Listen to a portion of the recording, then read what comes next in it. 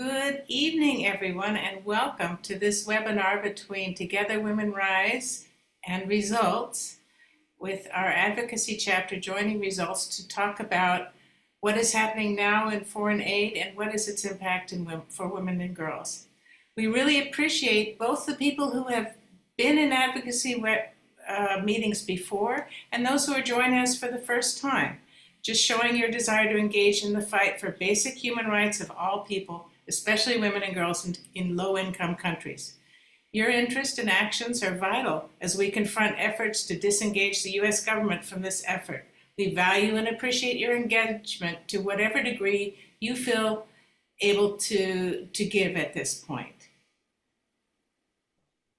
If you could add your name in the chat, where you're joining us from, and if you could just mention if this is your first time to consider advocating for foreign aid.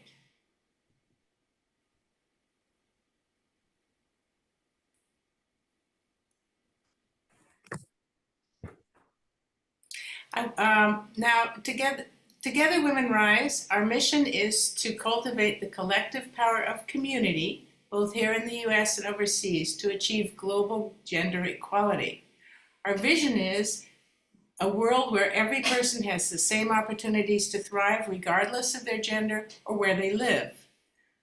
And we have a full statement. I won't read the anti-oppression commitment, but it's powerful and it governs everything we do. And you can access the link if you want to learn more about it. Results has a global commitment as well to end poverty for all. And Results pledges to create space for all voices, including those currently experiencing poverty. They will address oppressive behavior in interactions, families, community, work, and world. Our strength is in the diversity of experience, not in our assumption. And again, you can read the full anti-oppression value statement at results.org/values to learn more. But again, these value statements are important because they govern the ways in which we behave, both internally and externally.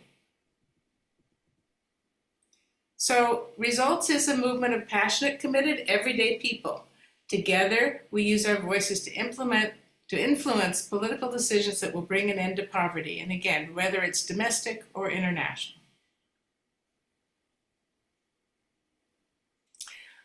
I'd like to ask Wendy to introduce our first speaker tonight.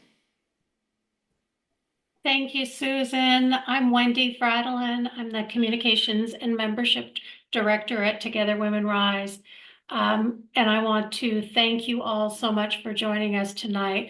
On a bit of short notice, we pulled this together in just over a week, and you can obviously see by the number of people who are on this webinar how much our Together Women Rise community cares about this issue. We are all involved in Together Women Rise because we care about and want to support women and girls globally. And what has been happening in recent weeks about foreign aid and USAID is definitely going to have an impact on women and girls, and we're going to hear more about that tonight. So I wanted to share a couple of words before I introduce our first speaker from Landesa. I wanted to let you know what Together Women Rise has been doing. So as you have been, we've been closely monitoring this situation since the freeze was announced on January 24th. And we've been communicating with our advocacy partner Results. And we are so appreciative for the great work that Results has been doing for years in our partnership, but especially right now when we really need to have good, accurate, up-to-date information, and Results has been such a great partner for us in this.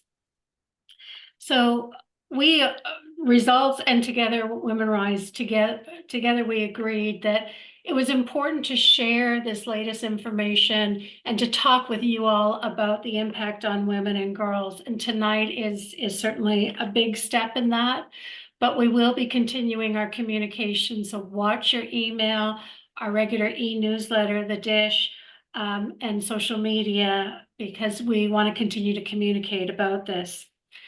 We produced a one-page fact sheet that, and also talking points and FAQs that our chapter leaders can use in their chapter meetings this month and next month. So those are available to you. And we've also been hearing from many of our grantees about the impact that they're seeing. And you're going to hear from two of them. In fact, I think Landesa and Nurturing Minds, who you'll hear from tonight, were amongst the first grantees that we heard from about the impact of the freeze. But we have now heard from many more.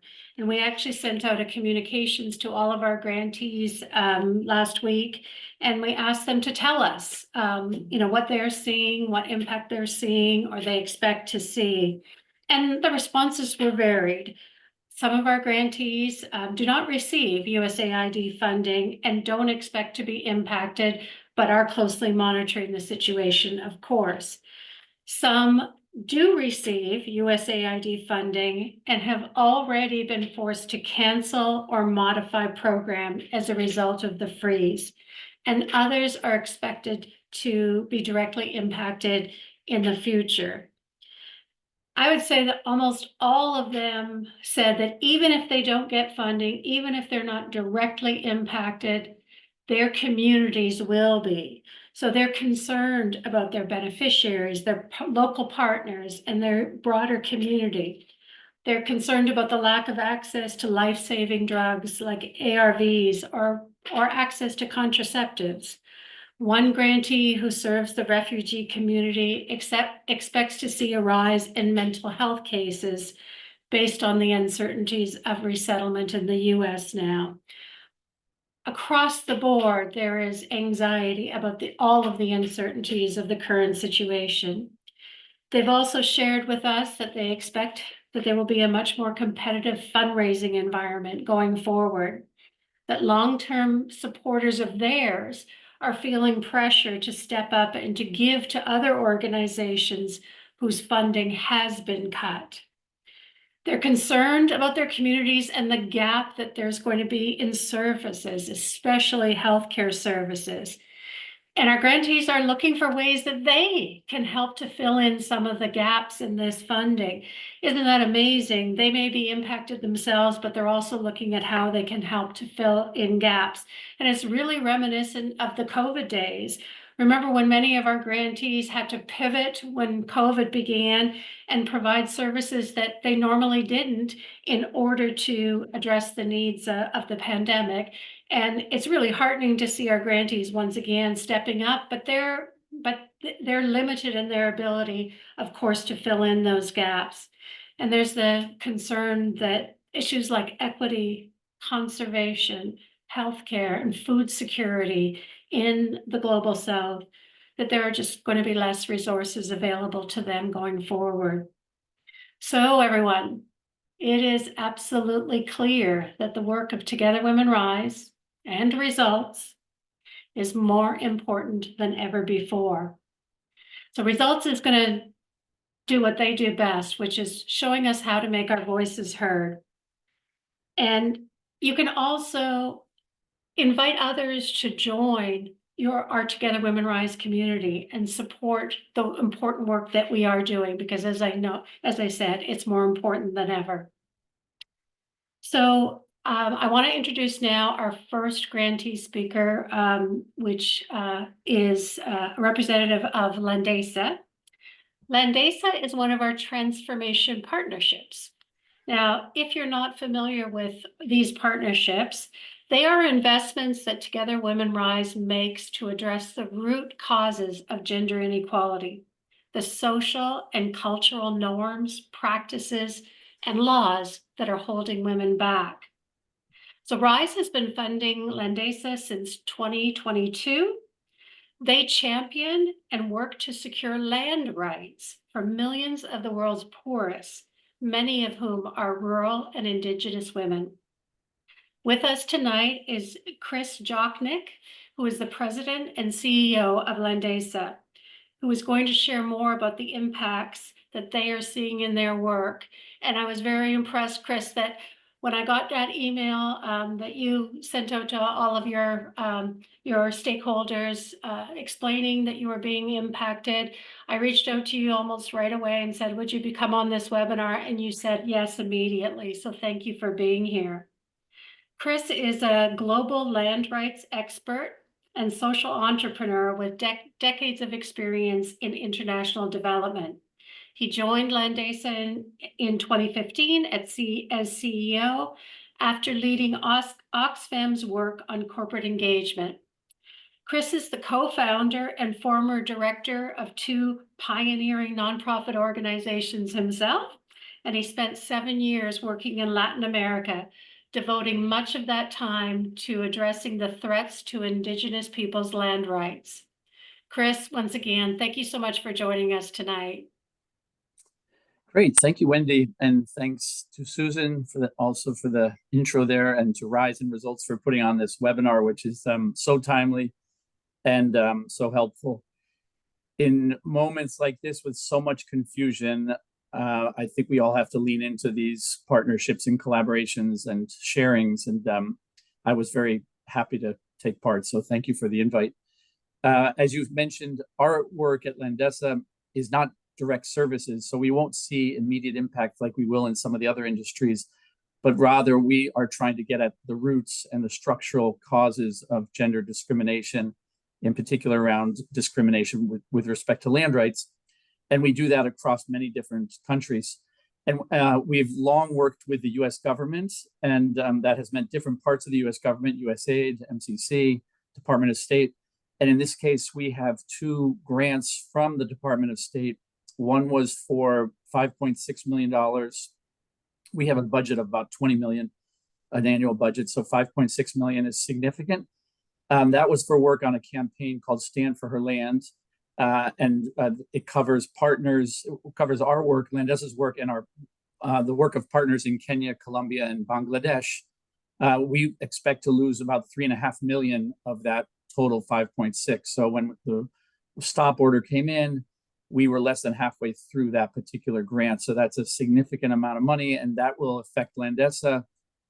We have employees that are funded by that we have to find other ways to fund. And for partners in particular, this will represent a significant amount of their budgets. And so we are very concerned about our partners as well. And then we have a smaller grant of about 1.5 million, of which about 500,000 had left to be spent. So we're going to probably lose about $500,000 there. And that covers work in Nepal, the Maldives, and Bangladesh.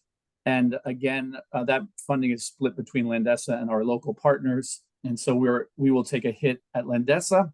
And we know that our local partners are going to suffer from having that funding stopped. We're probably talking about a little more than a dozen partners, and then one large coalition, the International Land Coalition, that will be affected by this. And in addition to the activities, so the activities that we expect to be immediately stopped are things like the guidance that we provide to governments around laws and policies affecting women's land rights awareness campaigns, so sensitizing local communities to their rights, capacity buildings of both our partners and in some case government officials, and then broader advocacy and engagement at the national level and in spaces like the UN conferences. And by having to stop immediately, that means that many of the people involved in these projects will have to be laid off at the local level. That puts a big stop, not just to the activities currently, but to future momentum around this. If we are able to recover funding for this, we will have to then, or at the local level and at Landesa level, rehire folks. It'll take a long time to do that, so it puts a big stop to momentum. And it also just affects the reputation and relationships that Landesa and partners have been trying to build.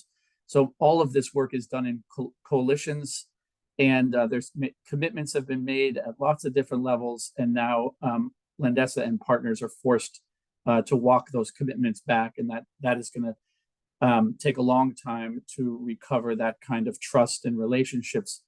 So the work is, these have ripple effects. As you said, it's even for people that are not receiving the funds. the broader fields are impacted. In the case of land rights, the U.S. government's immediate stop will affect land rights work across a number of different agencies, not just USAID, but MCC, Department of State. It'll also affect work in land adjacent sectors like the climate change space, women's rights space. It affects the U.S. government's decisions will affect multilateral actors that we rely on, like the UN and the World Bank. The U.S. government's pulling out of international accords like the Paris Accords will have an impact. And more specifically, the U.S. has taken down a lot of the tools and information around land rights that was formerly accessible on the web. And now all of that information, unless it's been taken, screenshots or documents have been taken by others, that information is at least temporarily lost. And we don't know if that will be recovered. So it's a blow to the field. It's a blow to our partners, and I would say at a lesser extent, it's a blow to Landesa. And I say lesser because we're lucky enough that we will survive this, and we'll find other ways, hopefully, to fill in some of those gaps. But a lot of the local groups don't have that luxury, and we're really concerned about our partners overseas. So that's my story, or Landesa's story. I think it's probably indicative of a lot of different groups that I've now spoken with who are suffering similar impacts. And I look forward to hearing from others and learning from this webinar. So thanks again for bringing me in. Thank you so much, Chris. Karen, I think you're up to introduce our next speaker. Yes, hi. Good evening, everyone. My name is Corinne Burry. I'm a manager here with Results at our Grassroots Impact team. And I am very excited to welcome you all and introduce Dorothy Monza, who is a manager with our global policy team specializing in maternal child health and nutrition. And Dorothy was the first person I thought of. We've been really reeling from the last few weeks and learning about the USAID stop work order, and just learning as the days materialize, as things have changed a little bit more on what the status of our work is going to be as we continue to advocate for global programs, as we continue to advocate going into appropriations for a lot of these programs in which RISE grantees work with. So I'm very pleased to welcome Dorothy.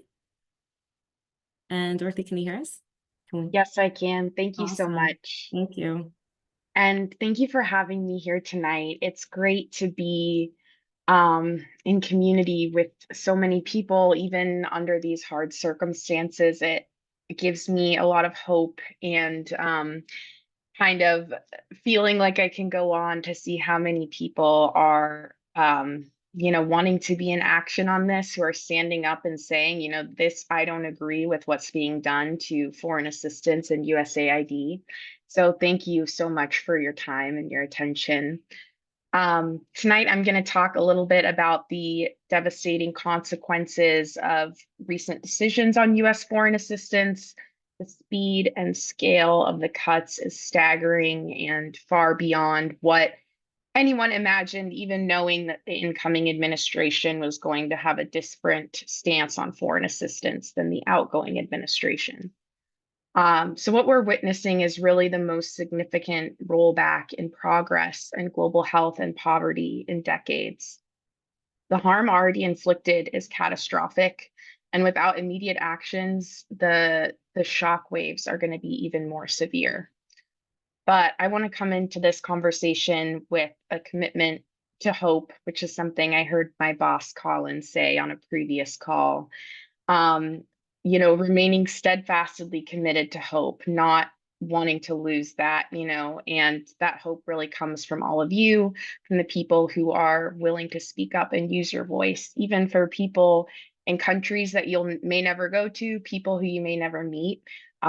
We're all here because we believe that human life matters, dignity matters, whether you're American or Senegalese or Filipino. So, even in moments of uncertainty, I try and hold on to that conviction to find a way forward and know that human progress is our right and something that we're going to continue to reach for no matter what obstacles are put in our path.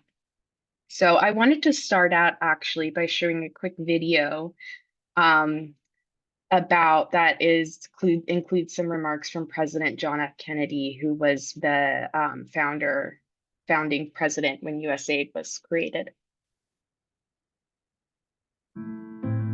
Today, we seek to move beyond the accomplishments of the past, to establish the principle that all the people are entitled to a decent way of life. This is the most demanding goal of all. We have made a good start on our journey, but we have still a long way to go. The conquest of poverty is as difficult, if not more difficult, than the conquest of outer space. And we can expect moments of frustration and disappointment. But we have no doubt about the outcome. For all history shows that the effort to win progress represents the most determined and steadfast aspirations of man. Our problems are man-made, therefore they can be solved by man. For in the final analysis, our most basic common link is that we all inhabit this small planet. We all breathe the same air. We all cherish our children's futures. And we are all mortal.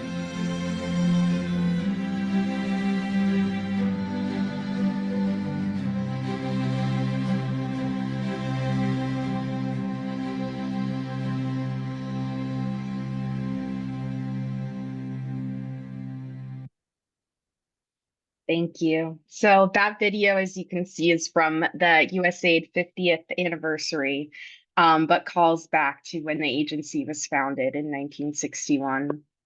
And, before I start, this feels a bit, personal for me as well. It's been interesting to see this kind of crash of two parts of my life, being born and raised in Southern California, growing up on the Central Coast. I knew from the time if you asked me when I was 16 what I wanted to do, I would have said, I want to work at USAID.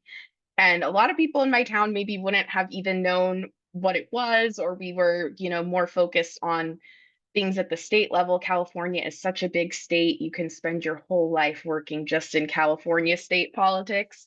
But, I felt interested in this global piece, specifically around HIV/AIDS. And I moved to Washington, D.C. for college and went to GW, studied international affairs, and, thousands of people who I went to college with, it's like we were training for these kinds of jobs at USAID. So as much as some people may think, what's a small agency, or does this really matter? It's small but mighty. And there are people who have spent their careers dedicated to serving the American people by serving the world. And I think a lot of the arguments are very kind of short term. Well, USAID is good for our soft power, or USAID is good for our national security. And those things are true, but I just wouldn't want to lose sight of that overarching vision of the agency, of this vision for human progress, for ending poverty, of doing good for good's sake, not just because we can get $1.10 back for every dollar we put in as Americans. And so I feel really sometimes at a loss for how to talk about what's happening as such an idealist, but also, the reason why I didn't want to go into government work is the more I learned about USAID, the more I saw there was a role for external advocates. I know firsthand that that employees and contractors at USAID care deeply about these programs, and they care about reform, and they want the programs to work even better for the communities they're serving. So I really came to Results right out of college on our government affairs team, really fired up about USAID reform. You know, if you caught me 6 years ago, I maybe would be saying some really harsh critiques of the agency. But as I've worked hand in hand with volunteer advocates across the US and staff at USAID, I see how this is far beyond just a tool in our foreign policy toolbox. It really represents the values of Americans. And around the world, in clinics and in bags of flour and all this stuff, you know, the logo, it would say USAID, from the American people. It doesn't say from President Clinton or President Bush or President Obama or President Trump. It's from the American people. Our members of Congress appropriate that money, and they have extreme levels of oversight over it, whether they want to admit it now or not. USAID is one of the most earmarked federal agencies, and you know, upwards of 80% of the funds are approved for specific purposes, like maternal and child health or like tuberculosis. So there is a lot of reform work that has been happening. There are reforms that are being carried over kind of from the first Trump administration. So I want to open this to say that we are not against reform of international development. Up until through last year, you know, Results was pushing to say more money should go to more impoverished countries, not just the countries where we have strategic allyships. If you look at last year, 40% of USAID funding went to Europe. So I think what we have to fight against right now is, in a time of crisis, not to disengage from this issue, not to say, oh, well, USAID was only 1% of the budget. Is it worth fighting for this? Or not to say, well, we've lost the fight. People are already saying all this misinformation about the agency.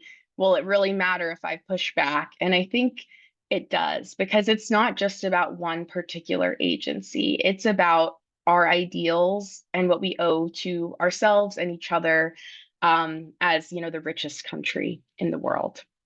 So what happened at USAID and what is so unprecedented is the way the president and you know, Secretary of State Marco Rubio are acting really unilaterally from the executive branch.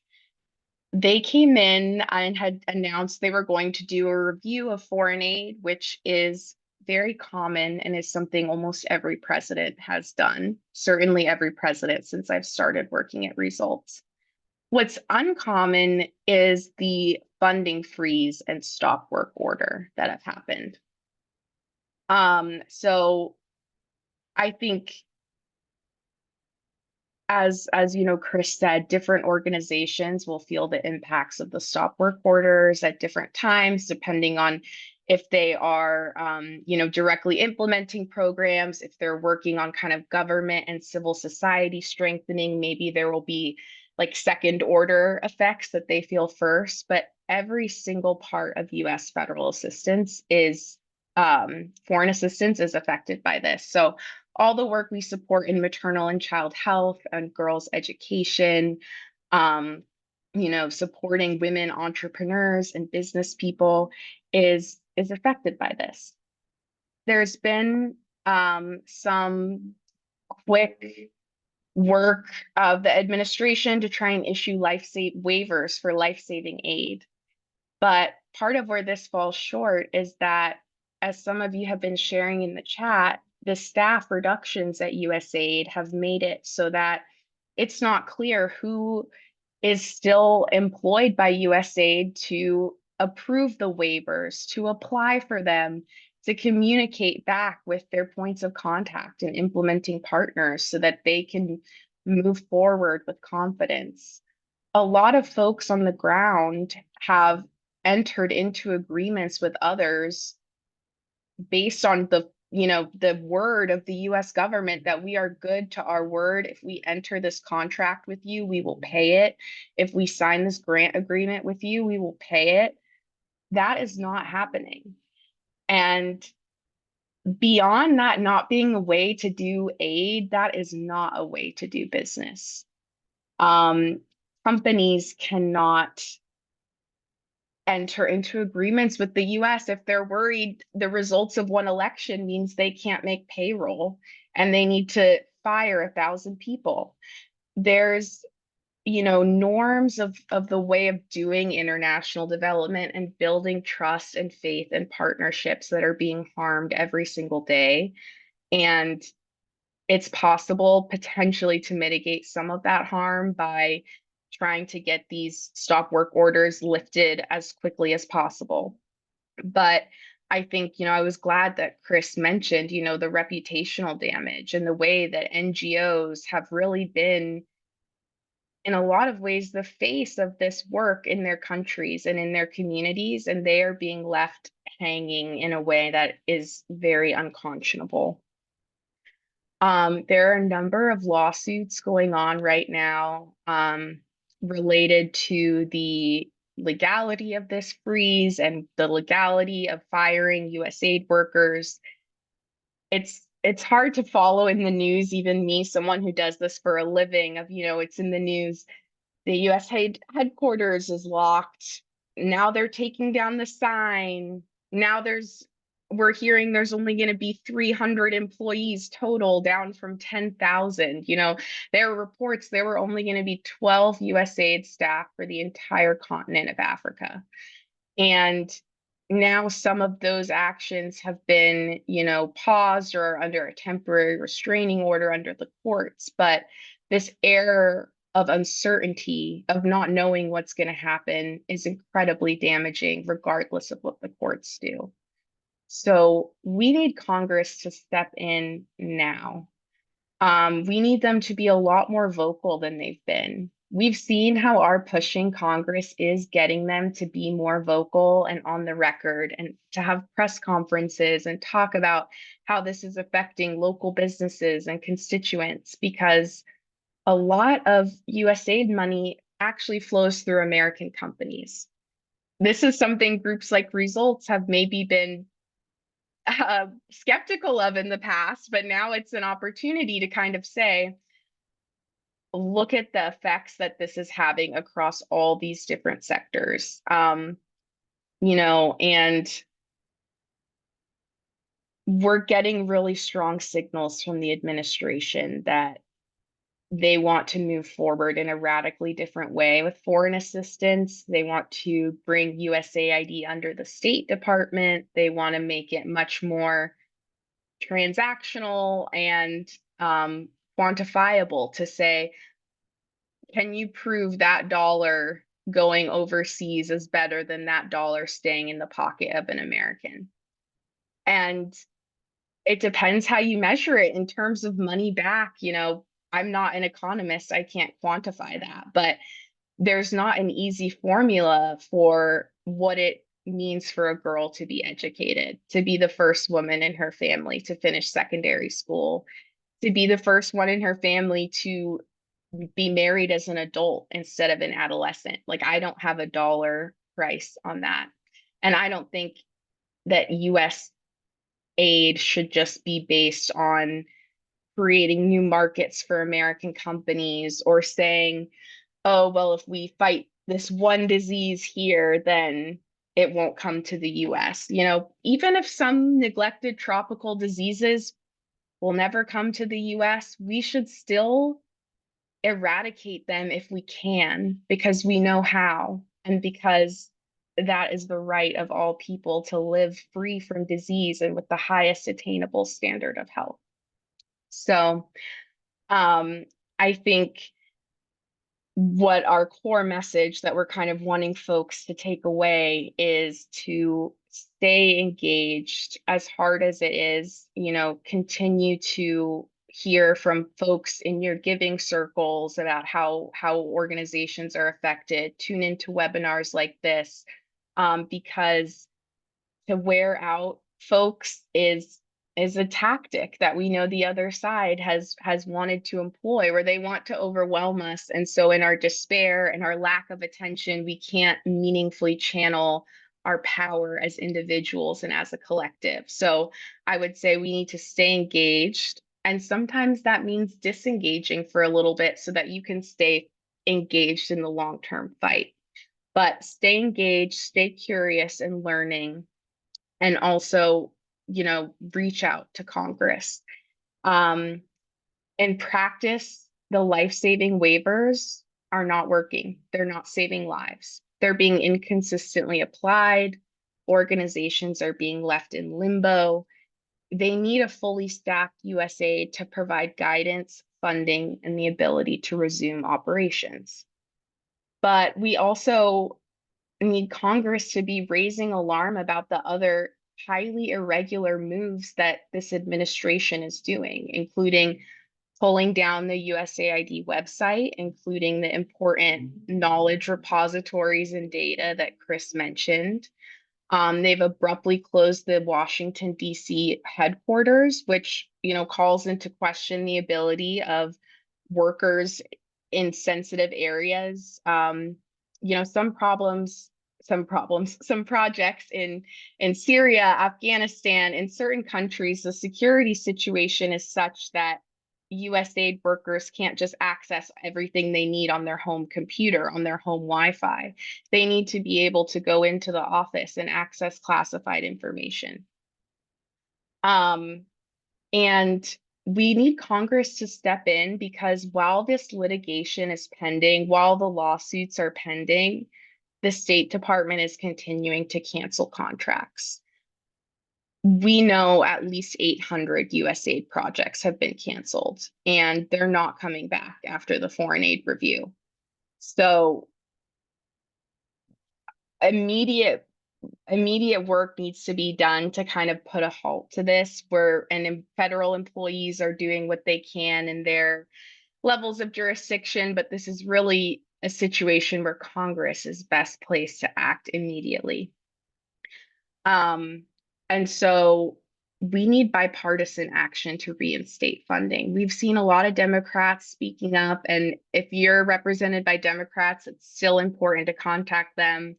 I've been calling Nancy Pelosi's office every single day here from San Francisco. She's my congresswoman.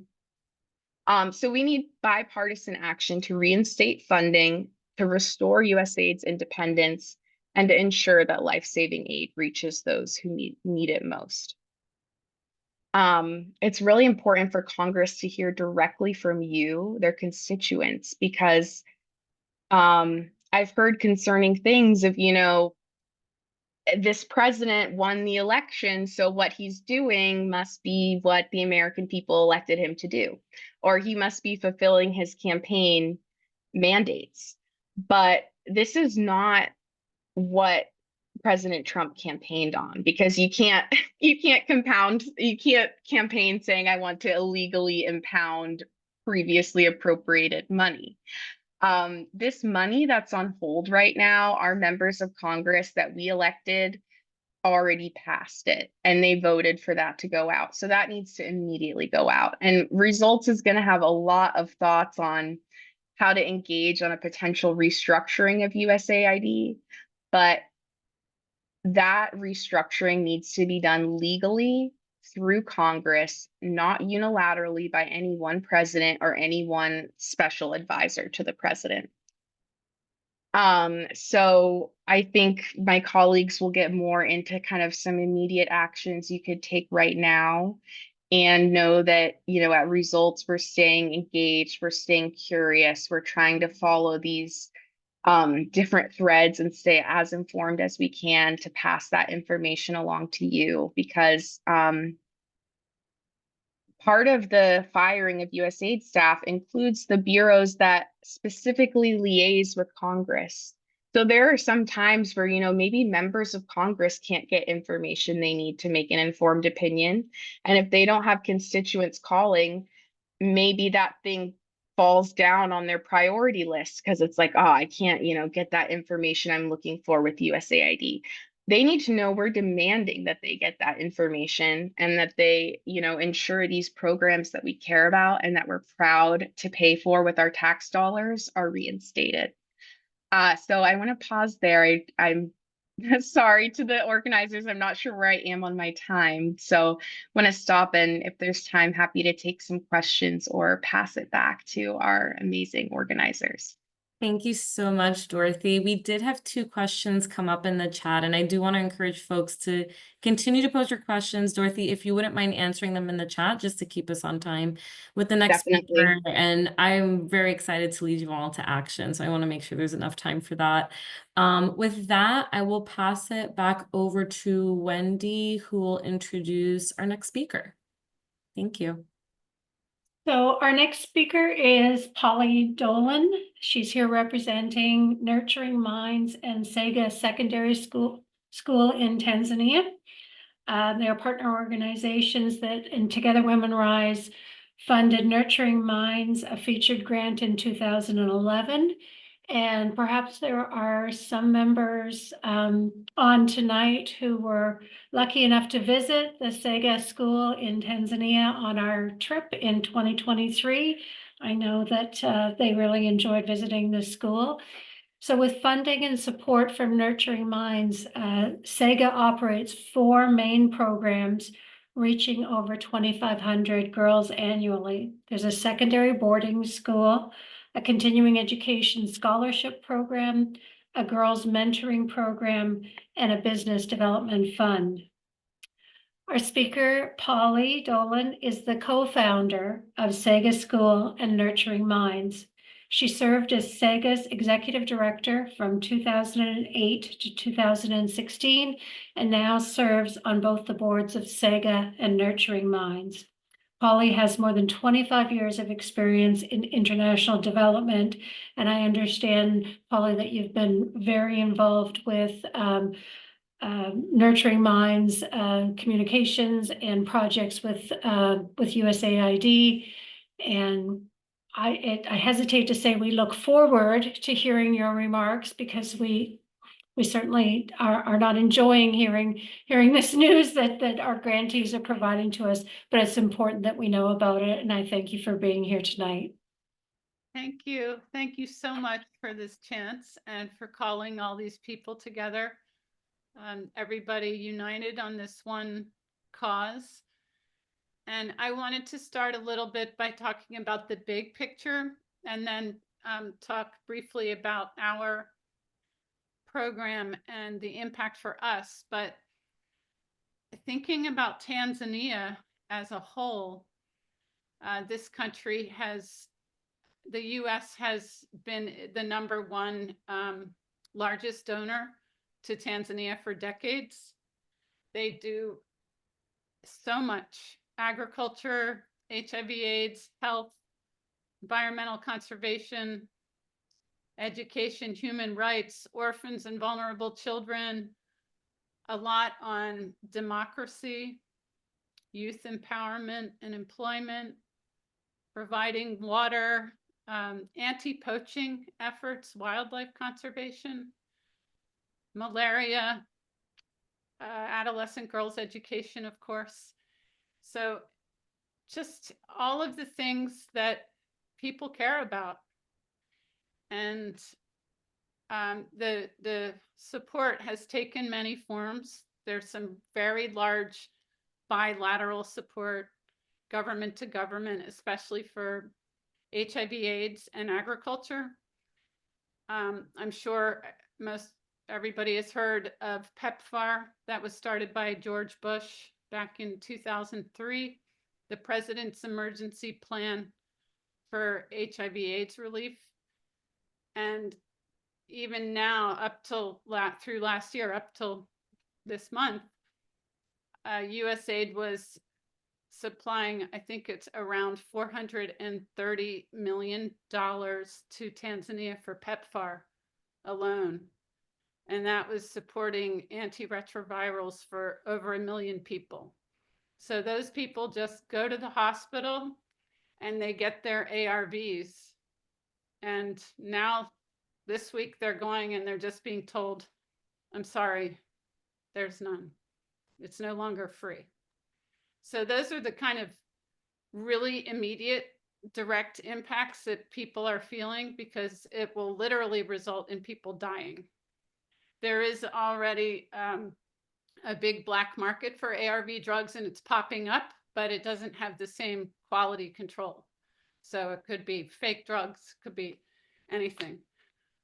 Also in agriculture, just in September, USAID made another commitment to Tanzania for $24 million for agriculture to increase yields and reduce waste.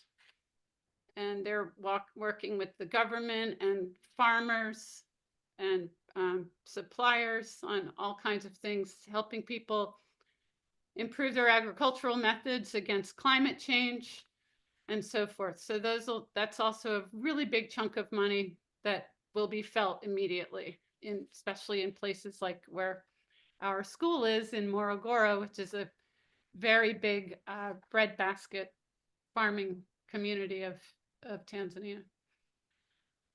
But also USAID has been supporting NGOs.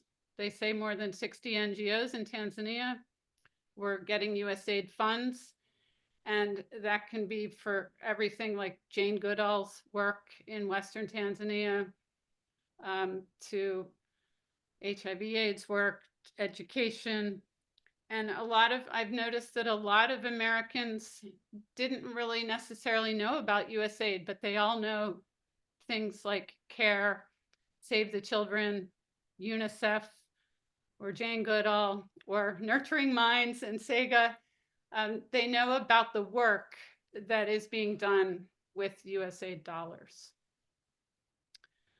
In Morogoro, where our school is, there was a big USAID funded health program called Afya Yangu, or My Health, and it supported a lot of small organizations, community-based organizations that are really in the heart of the community to help them improve the quality of their care. Home-based care for HIV/AIDS affected people, prevention for youth, and TB prevention and HIV. So our director was telling us that they've completely shut down that little NGO because they were the only support they were getting was USAID money. So just not to drone on and on, I know we all know about these impacts, but some of these impacts aren't going to be as dramatic or immediately visible, because a lot of what USAID was doing was supporting democracy, supporting good governance, democratic participation. So that might not be felt right away, but a friend of mine who we lived together in Tanzania.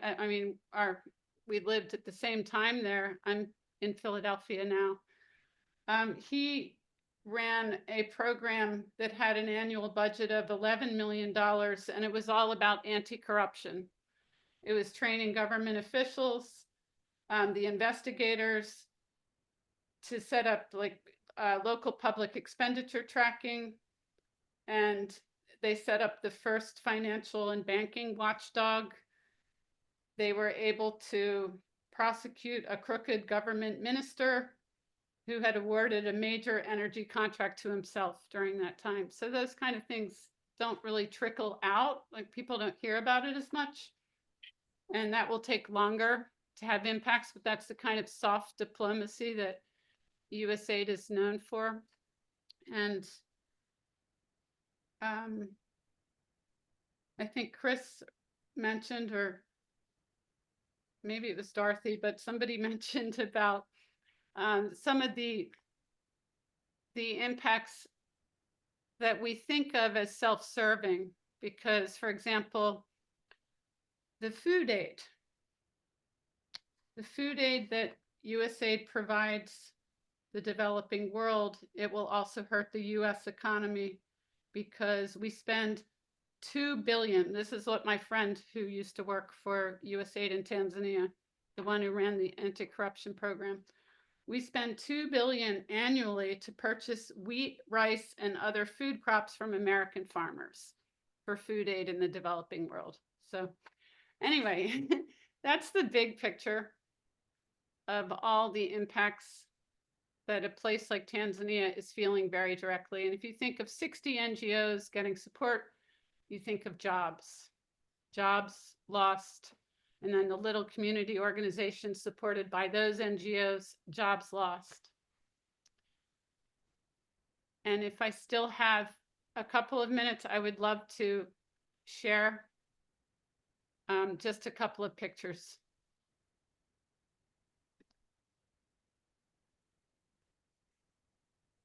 Okay, can you see it okay? Yes, we can. Okay, thanks. So I'm with Nurturing Minds and SEGA, and these are two organizations partnering together to provide quality education to Tanzanian girls. Nurturing Minds is a 501c3 in the US, and SEGA is a nonprofit in Tanzania. And Wendy already very kindly read out the objectives of the programs that we have.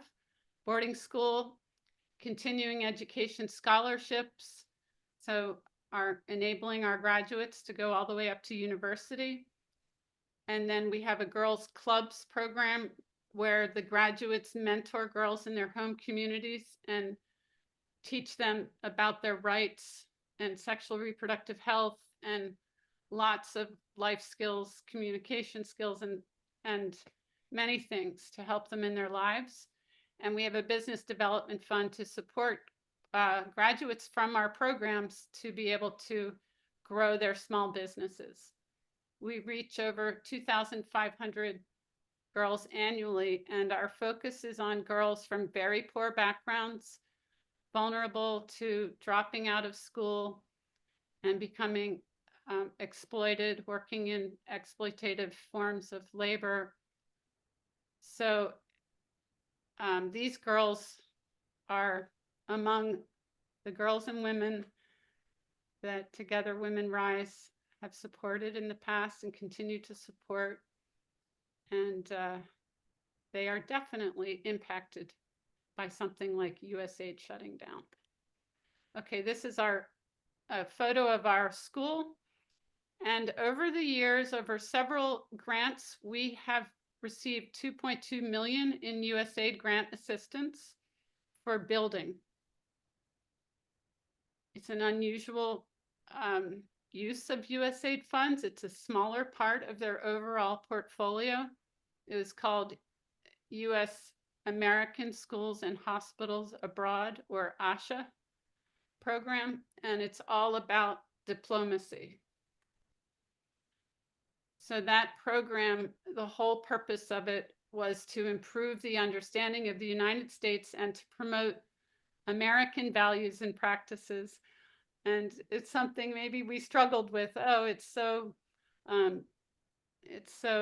post-colonial, it's so ethnocentric, perhaps. But at the end of the day, you work on the ground level to make sure they're shared values. You work in a way that it's showing the face of the American aid money and what it means, but nothing is done that is outside of the host country or the national country's own development agenda. It's all done in partnership. USAID's very good at that. They work together with these governments to promote values like gender equity that's relevant to everybody, regardless of culture. And so as part of that grant, we were to implement some practices to strengthen our own organization, but also to raise awareness in communities. And for example, gender equity and child protection were some of the values that we identified as shared between Tanzanians and Americans, and that was part of our public diplomacy strategy under this grant. The grant was for $476,000, and we were to construct several buildings, and unfortunately it's all been put on hold, and we're a little worried that it might never be coming back. So that is the direct impact on us. It's a sizable grant. And it just means that we won't be able to build those buildings right now, but even when we do build them, other fundraising, which we normally would like to support the scholarships of vulnerable girls in our school, will be diverted to having to do construction fundraising, which in the past USAID has been so generous to support. Thank you so much, Thank you. Pauline. I'm again, as Wendy said, I'm sorry that this is the occasion and this is the conditions in which we're hearing it, but it's so important for folks to see real time what these impacts are. And I know I appreciate everyone for being on the call right now. We're actually, with the minutes we have left, would love to guide you into action. I've seen a lot of comments in the chat asking, what do I tell my representative? What do I tell Democrats? What do I tell Republicans? Really, I just also want to emphasize that all the work that's been done on these programs has been bipartisan in nature, and we'll continue to encourage bipartisanship as we connect with our members. There is always a way forward. I wanted to emphasize on this note of positivity and action. And what we're asking our members, we have three main requests, as Dorothy had mentioned during her presentation.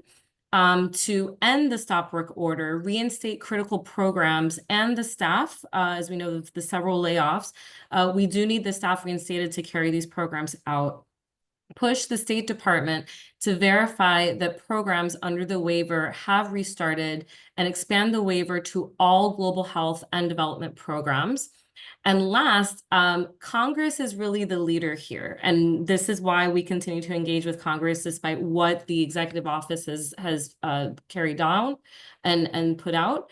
Ensure that Congress is still involved in shaping the future of foreign aid, standing up for programs that are focused on ending poverty and creating good health and commitment to humanitarian and life-saving impact, expanding what it means to have life-saving impact.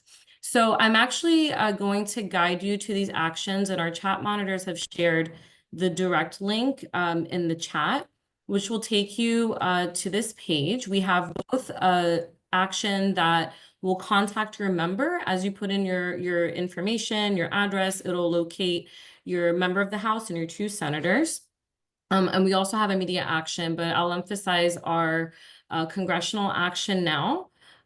So if you go to this page, you'll see the subject, tell the administration to reverse the stop work order.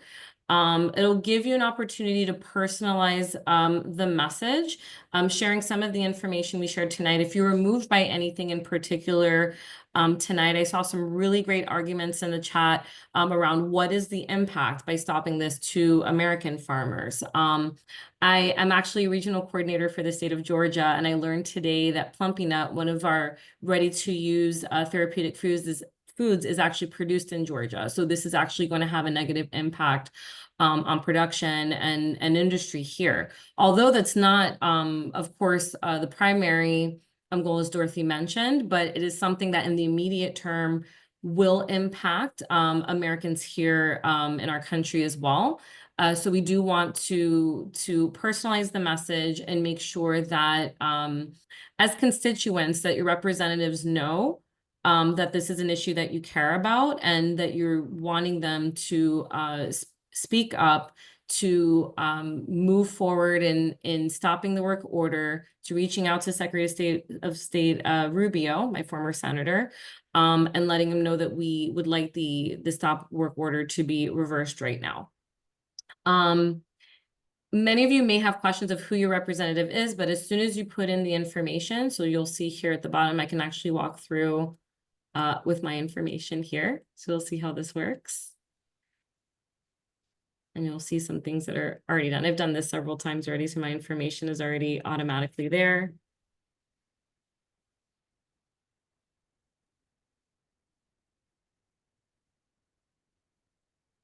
Well, if you've done this for the first time, it'll ask you to add in a verification code from your email. Once you've put in the verification code, because there's high security settings here, to make sure we're not spamming offices or doing anything. Once you put in the code, then you'll be able to personalize and send the message to your representatives. And we'll actually pause. We're right at time now, But if folks have taken the action, if you could just write done in the chat or put in a check mark, so we know that out of the well over 250 people that were on the call today, that folks have taken the action. And we will also be sharing this in our follow-up email. We do encourage you to share this with other members of your RISE chapters, encourage family, friends, others who have been impacted by the stoppage of foreign aid and these really damaging executive orders, to please share, because the more voices that we have in partnership, the stronger voices that we have in making change. So thank you, everyone. I'll actually pass it now over to Susan. We'll close this out. Susan. I just want to say that when looking at these done, will do, done, it is so inspiring. Thank you, everybody. This is amazing. Thank you. Thank you, everyone, for being here. Susan, I'm passing it over to you, and I think you're muted. So if you want to. It does feel very empowering to just do something, you know, and it all adds up. The more people who do simple actions, the more our representatives and senators are pushed to do something more visible. I wanted to say many of you who are on this call are not yet members of the advocacy team. We understand that, but if you're moved by this discussion to join it, it means that you'll be invited to the webinars each month. You'll be encouraged to do different actions of this type, and you will have a coach who can mentor you on some of these activities. We have different coaches who follow up with members over the course of the month. So if you are interested, please go ahead and sign up to join. I think, Corinne, can you put that in the chat, the URL for that? And we will make sure you get on our rolls. Thank you. Our next meeting will be on March 18th, the third Thursday of next month. You can join at the same time, and we will be sending out an invitation to all of those who are on our list. So please remember that. I wanted to mention Margaret Moodian. I don't know if she's here on the call. Margaret, are you there? If not, she has been co-leading this advocacy team on behalf of Together Women Rise. She's had to step down just because she has so many other obligations and activities right now. So for the moment, I'm carrying it, that function myself. I would be very pleased if someone feels ready to step up and take some of the organizational role with me and with Corinne. We really have a good time setting up these webinars every month, and just let us know if you are interested in taking a role in that respect. Margaret has been wonderful during the time she's worked with us, and we wish her well and to continue any involvement she's able to do given all of her different activities. So consider that. Diane and Fairfax raised her hand. Do you want to say something? You can unmute. Diane, if you have a question or a comment, can you put it in Yes, the chat? yes, you all unmuted me. Thank you. So I'm sorry, I keep hitting this. Could you again review how we're supposed to get to that letter? Because I'm on the website and I don't see it. I went to the action thing. Could you just again say how we can make that petition to? Corinne, can you? Yes, we can share the link again. I just put it in the chat for her. Thank you. Yeah. Okay, So thank you. Yep, at the direct link, you would just put in your information kind of towards the bottom. You'll see the script. If you have your members' email, so we often do personalized emails to the offices as well. We can help you find that information to personalize a message and send directly. But through our Action Center, once you put in your address, it'll locate who your member is and send it to them directly. What about how do they find phone numbers? Karine, in case they want to make some calls?